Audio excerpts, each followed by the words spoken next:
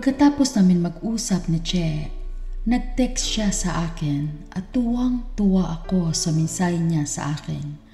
At doon talagang buo na ang loob ko na haharap sa magulang niya dahil mahal na mahal ko po talaga si Che, Mami Annex. Alam ko po na naging unfair ako sa kanya, kaya this time around ay babawi ako kay Che.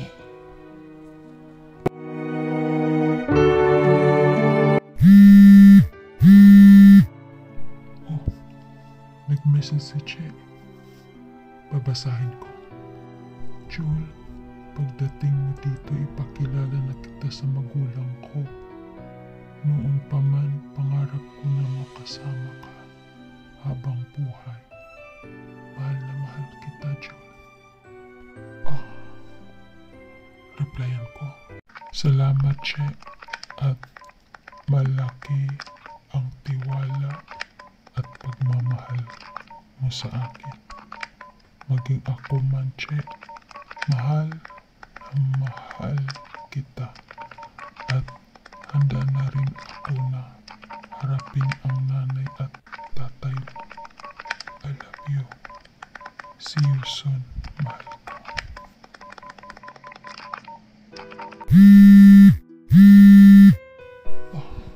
Nag-reply siya. Hihintayin kita, Jul. Panghahawakan ko ang pangako mo. I love you so much.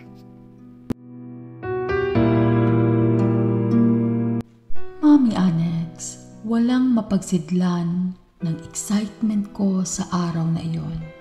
Magaan ang pakiramdam ko habang nagtatrabaho sa isiping makilala ko na ang mga magulang ng iniirog ko.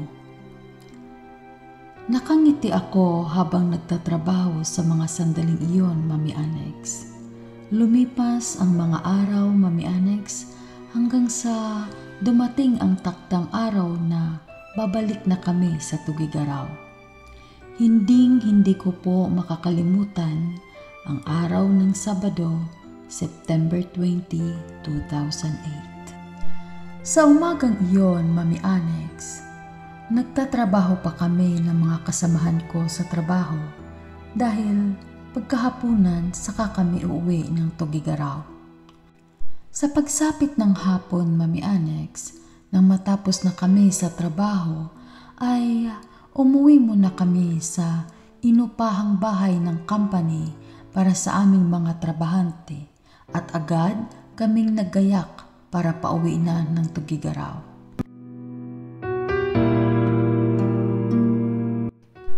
Bro, Jul, angkas ka na lang sa akin.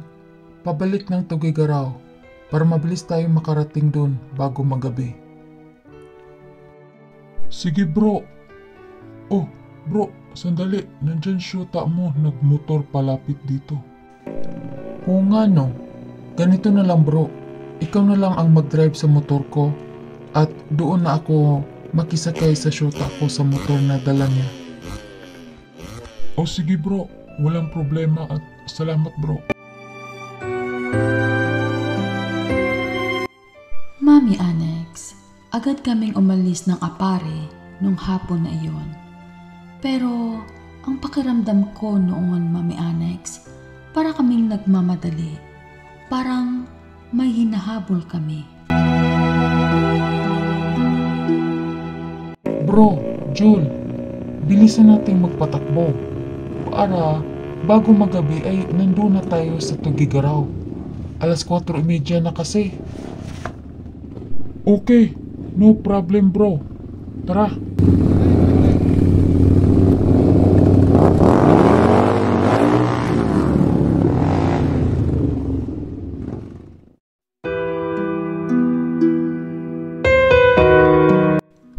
Mami Annex, pagdating namin sa Kamalan, Niogan, nagpreno ako ng motor para masabihan ko ang aking kaibigan na, Bro, huminto muna tayo at magpaalam lang ako sa isang kaibigan ko na taga dito.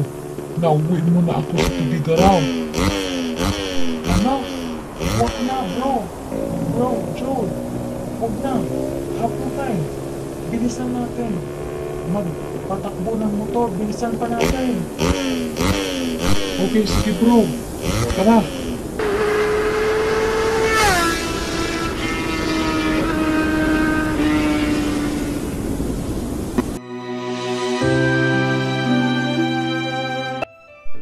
Mami Annex, noong pinatakbo ko na ng mabilis ang motor, may biglang tumawid na itim na pusa at agad akong bumusina dahil sa gulat ko at sa mga oras na iyon ay nawala sa isip ko ang mga pamahiin.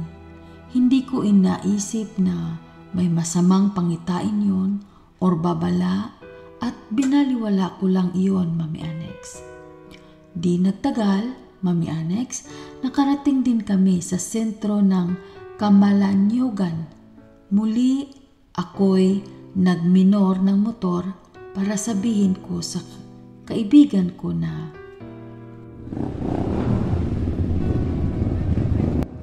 Oh, bro, Joel, bakit ka nagminor? Anong meron?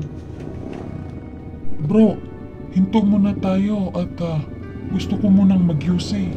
Sige na. Bro, dito na lang din sa Tugigaraw. Doon na lang tayo mag-UC. Bilisan pa natin ang pagpatakbo dahil paggabi na. Sige na bro, tara. Bilisan pa.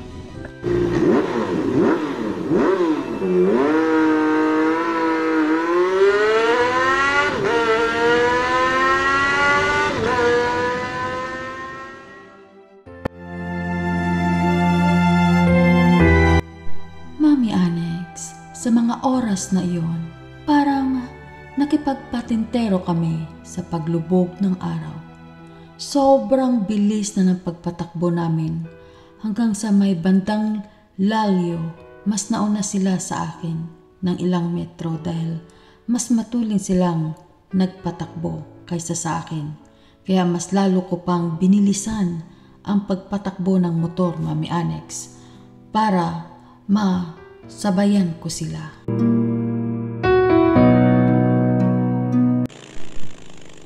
Diyos ko, para namang lilipad na itong motor.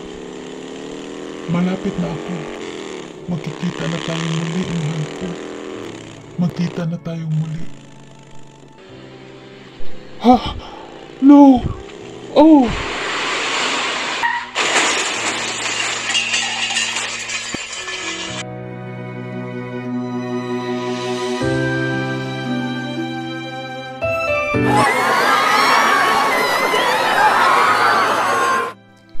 Mami Annex, sa mga sandaling iyon, wala akong ibang narinig kundi ang mga hiyawan, sigawan at pagpanik ng mga tao.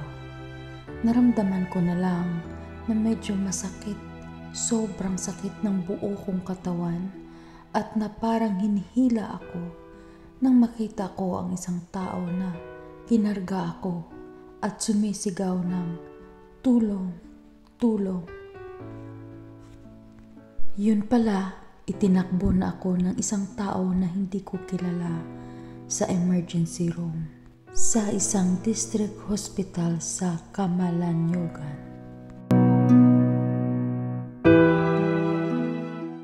Mami Annex, sa mga oras na iyon, habang nakahiga ako sa isang operating table, ay naramdaman ko pa rin ang kanilang pagtahi sa mga sugat ko sa ulo, hanggang sa nawalan ako ng ulirat at hindi ko na alam kung ano ang mga nangyayari sa mga oras na iyon.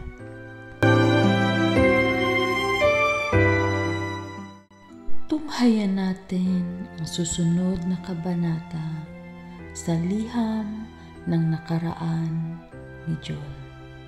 Maraming salamat sa inyong lahat. God bless everyone!